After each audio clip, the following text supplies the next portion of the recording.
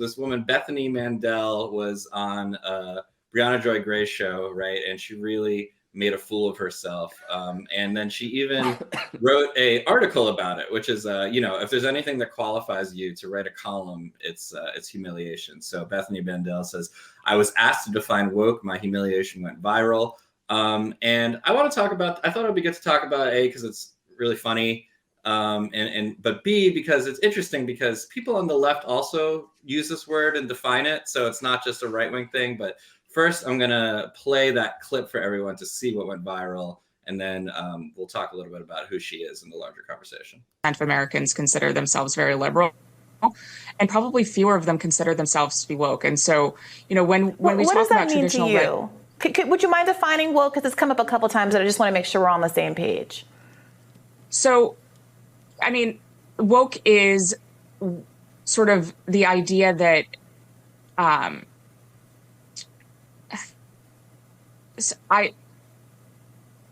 This is going to be one of those moments that goes viral. Woke is something that's very hard to define, and we've spent an entire chapter defining it. It is sort of the understanding that we need to totally reimagine and redo society in order to create hierarchies of oppression. It's hard to explain in a 15-second soundbite. Yeah, look, your time. Okay, you wrote a book. To get a book published, you have to go to a publisher and say in like a quick second, like what your book is about. How can you have gotten through that process, written the book, had it published, do nothing but interviews on it, and still not be able to say what it means? Now, RM, you were saying you read some of this book? Is that right? I read about a third of the book. I downloaded it. That is more than I would have even expected. That is a valiant Can you tell effort. who wrote it? Look, I'll be honest, like I feel empathy for this lady because, there's a lot of people watching and in her Newsweek article, she was like, my kid saw me crying after this article. And I'm like, that stuff works on me, but then I started reading this book and I was like, this is the most like demented Cold War, like McCarthy era, crazy fever dream. Like they're trying to take your kids stuff that I think I've ever read. Like it is one of the most like intensely reactionary books I've ever read. Like it's a scary book, like really. But I think the part of the reason she couldn't define it is because the book is just so like backward and obviously nonsense. There's tons of non sequiturs in the book. There's stuff that directly contradicts like stuff she writes in previous pages. I think her body rejected what she could write. You know what I mean? Like, and again, I feel sorry for anybody who's like publicly humiliated, but at the same time, it's like I do feel a need to like respond to something so heinous, you know what I mean? And that's what the book is. If anybody wants to read something really bizarre, I would recommend downloading the book and read. Yeah. So what is this book? It's Bethany Mandel, right? Bethany Mandel. John Birch, right? John Birch wrote it. Yeah, it feels like Chat GPT wrote it, like, to be honest, or as I've been calling it, Chat GOP. It's bizarre. But yeah, her name's Bethany Mandel, and the book is called Stolen Youth, I think it's called. But it's basically just all the stuff we've been hearing from like right-wing YouTube echo chamber shoved into a book without much change. With like little or no change, you know what I mean?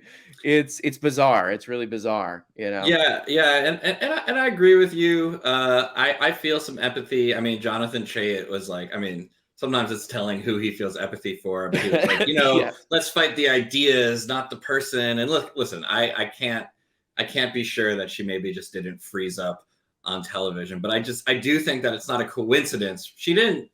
Right, it's like of all the things she could have frozen up about. Oh yeah, because right before this happened, I don't have it in the clip. She's talking pretty fluidly and eloquently, I think, or maybe not eloquently, but fluidly. Right? She has she has no problem. And I actually should have included that. Yeah, she strings together sentences. So I don't think it's a coincidence, right, that this vacant container word is what she struggled with, right? Absolutely. Yeah. I think that's why the moment went so viral, because it encapsulates that thing of like, you just been thrown. I mean, they used woke to try to explain the banking crisis. Yes.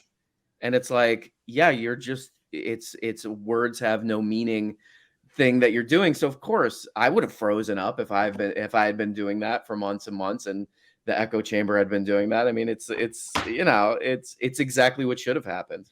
Yeah, that's a tough word to define. And I think if someone asked me, well, we'll get into that later. I think I would have taken a second, but then I would have, I guess, in a book, well, yeah. And the state would have like taken your, like I said, first of all, you had to pitch it. So you already had to have that 15-second soundbite ready to go. Secondly, since you've written the book, you've taken that argument, you've ground it against a stone, sharpened it in a way that you're ready to that initial pitch that you did is now like refined to such a sharp dagger to stab through the interview, and she completely failed at that. Like how?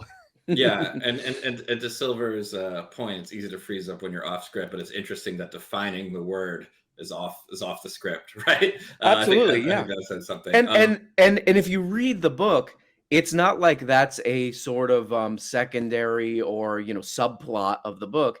It's the main part of the book. She explicitly says wokeness is ruining children. All right. Like, let's give us the elevator pitch. You know what I mean? It would be funny to imagine like Ben of this show, Ben Burgis, is on some show and they're like, can you define socialism? And he's just like, he's like, homina. Canceling comedians. He doesn't need to be canceled. Yeah, that's really complicated. I froze up because she also claimed that Brianna was like saying something vile.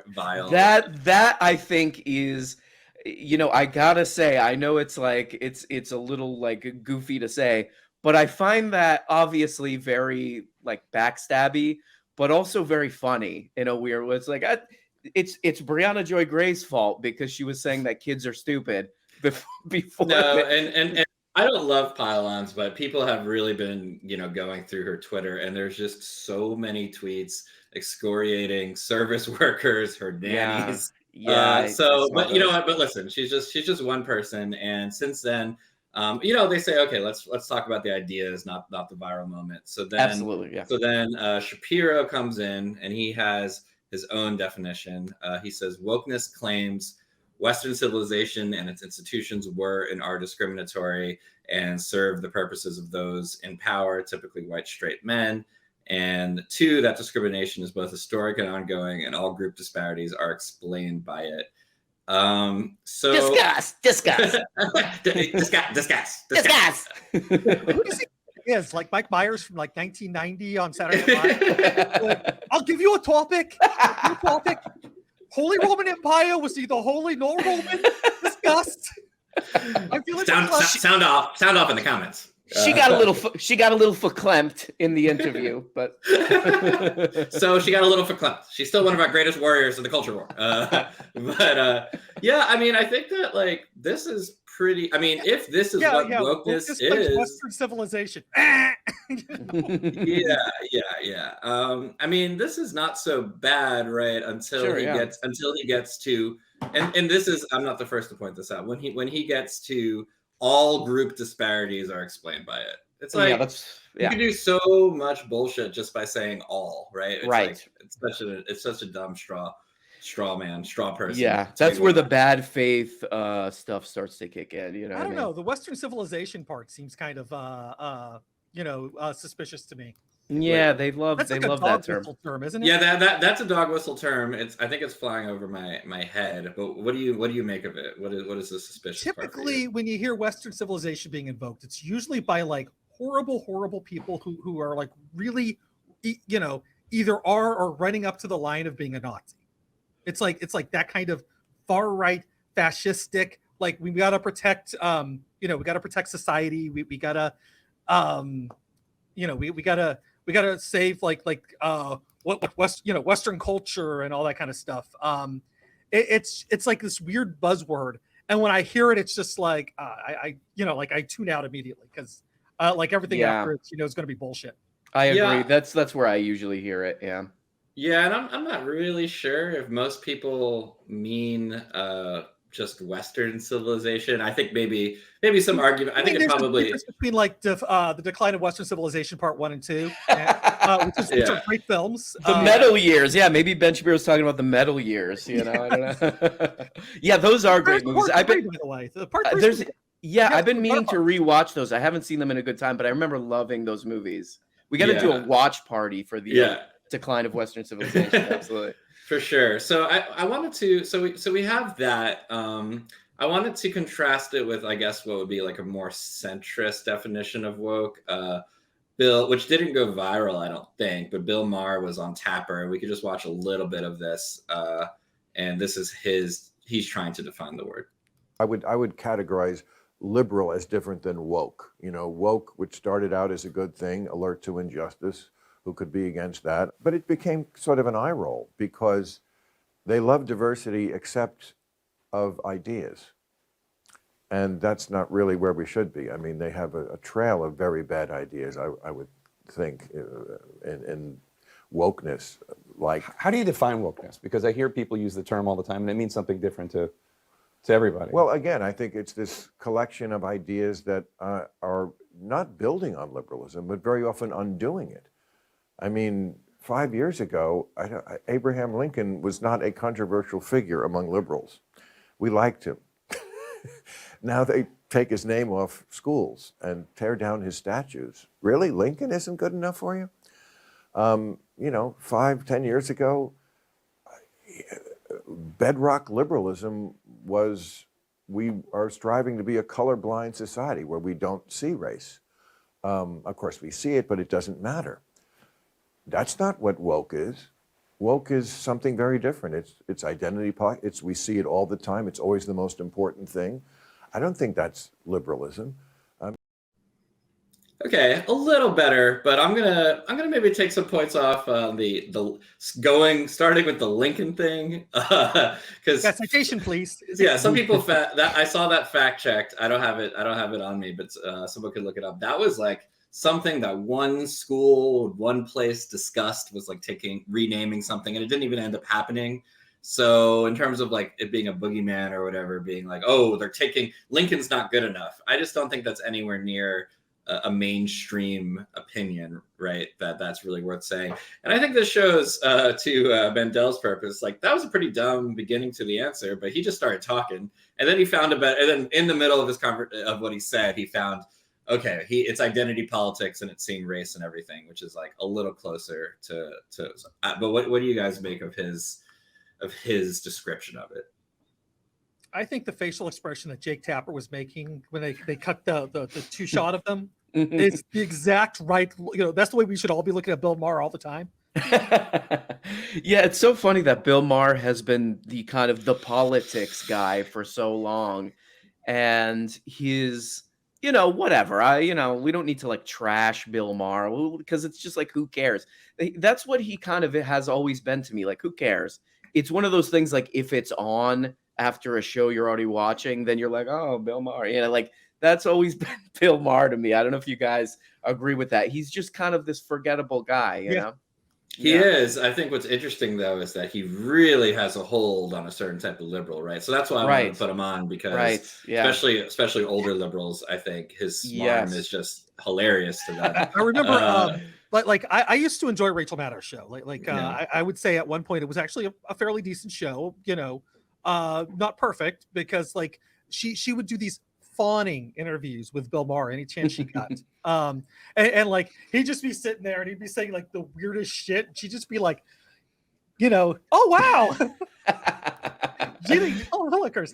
I mean, like I said, I still respect Rachel Maddow. Her first book's really good. I'll still recommend that to people. But sure, yeah. This is a good point, Silver. It's called nut picking. You take the craziest thing anyone in the target group says and then pretend it's representative. That's exactly Yeah. what seems to be going on. Yeah, good point. Totally. Yeah, although I hope you're not pranking me with the nut picking. So if I'm going to go around saying it and people will be like, what the fuck? You're picking your nuts? You're out of here. HR. These trolls. That's a permaban right there. Permaban that guy. I think Silver's in charge of the permaban, so we might be Who's watching the Watchmen? Yeah, we might be out of luck. But yeah, I just think that's a little vacant too, right? He gets at it more with the identity politics, right? Sure, yeah. But then the thing is that people on the left use this term, and most of us many of us have used the term just casually, right? Like it means something, right? And Zizek, who's been on this show many times, wrote an article called "Wokeness is Here to Stay" for Compact. Great. That's a great article. Yeah. So I read it. Arm, you read it too, right? Yeah. He didn't. He doesn't really offer a definition. I think the closest I saw is he says wokeness operates as a secularized religious dogma with all the contradictions this implies. John McWhorter, a Black critic of racial wokeness, has enumerated some of them in his recent book, Woke Racism. You must strive eternally to understand the experience of Black people. You can never understand what it is to be Black. And if you think you do, you're a racist. Show interest in multiculturalism. Do not culturally appropriate. Maybe not so woke to say a Black critic of wokeism. But so what is that article about, though, RM? Maybe it's a little fresher in your mind. It's about just like, it's a little bit about, and I think it got some heat for being about like the puberty blocker controversy, right? But he's basically decrying capitalistic or like, yeah,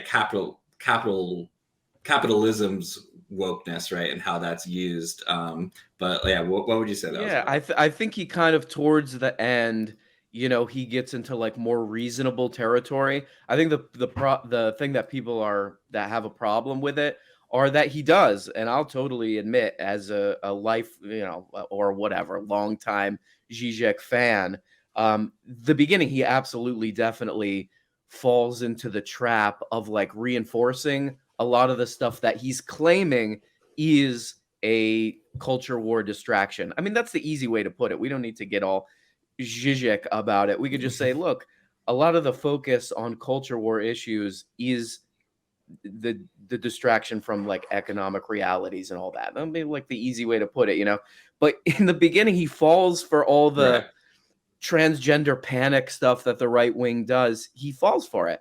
And yeah, he's mentioning John McWhorter, who's made a career out of that kind of stuff. John McWhorter, I don't know, just as a person, he seems like a less offensive figure than like a Ben Shapiro or whatever. But yeah, that's pretty much the whole beginning of that article, is him kind of falling for these culture war issues. And then toward the end, he's like, by the way, putting culture war, making this culture war panic is a distraction. It's like, well, okay, was the beginning like satire or something? That's the way I right. And like, what do you think people are going to discuss? Maybe he's exactly. What are people going to exactly discuss? Who's going to be most excited by this article? But what do we make of the definition? I guess he's saying a secular. He doesn't. It's not quite a definition, right? But like, what do you think his definition of it? He's saying it's a secular religious dogma. I mean, you could really say that like anything is a secular religion.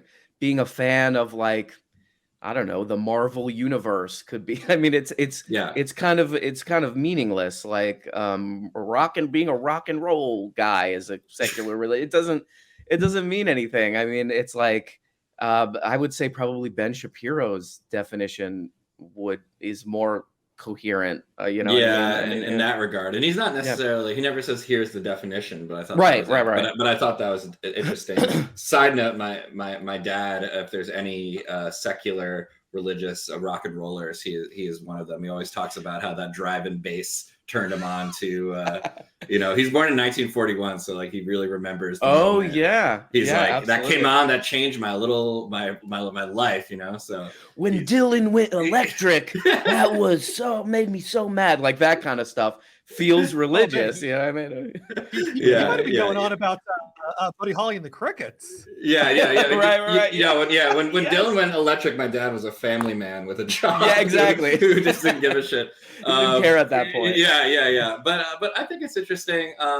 In terms of like how a lot of people will use woke. Obviously, there's this definition I've heard of where it goes back to African Americans using it, like all the way going back to the 30s.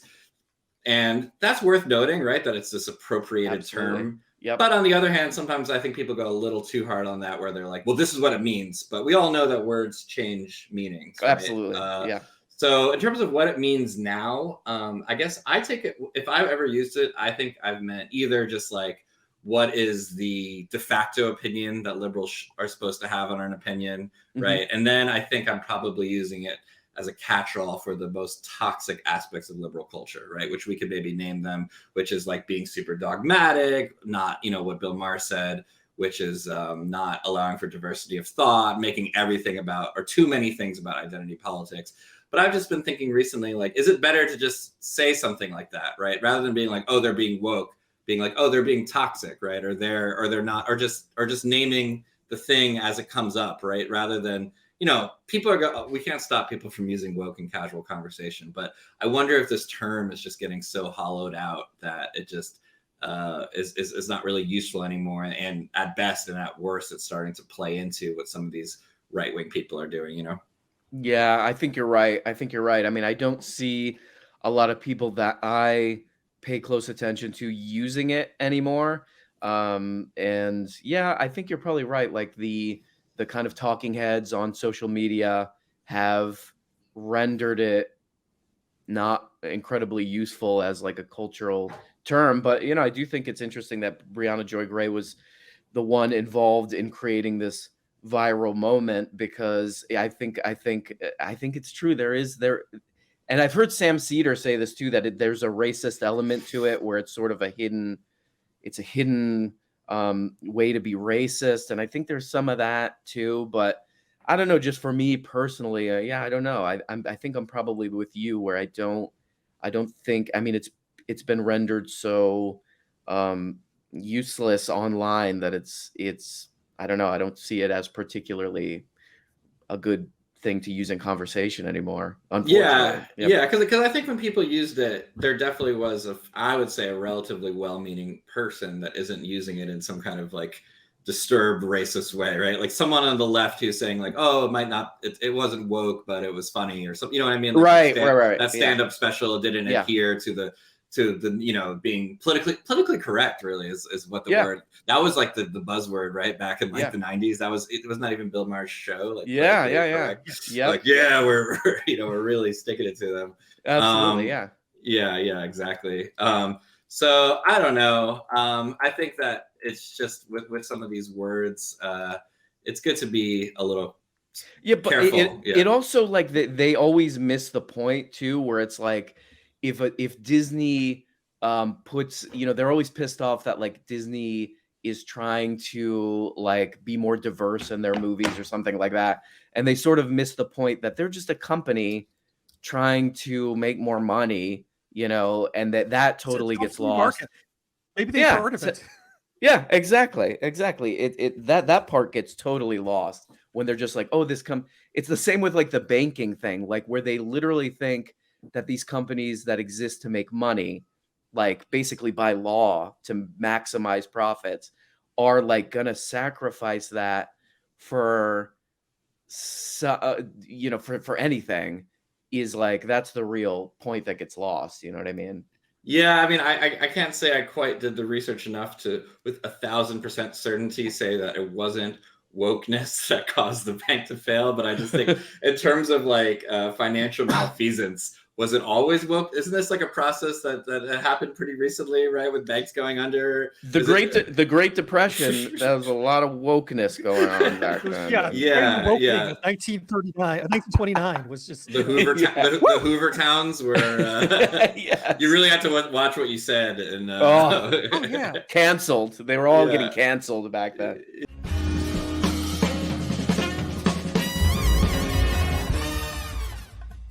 You have been watching free public content from Give Them an Argument.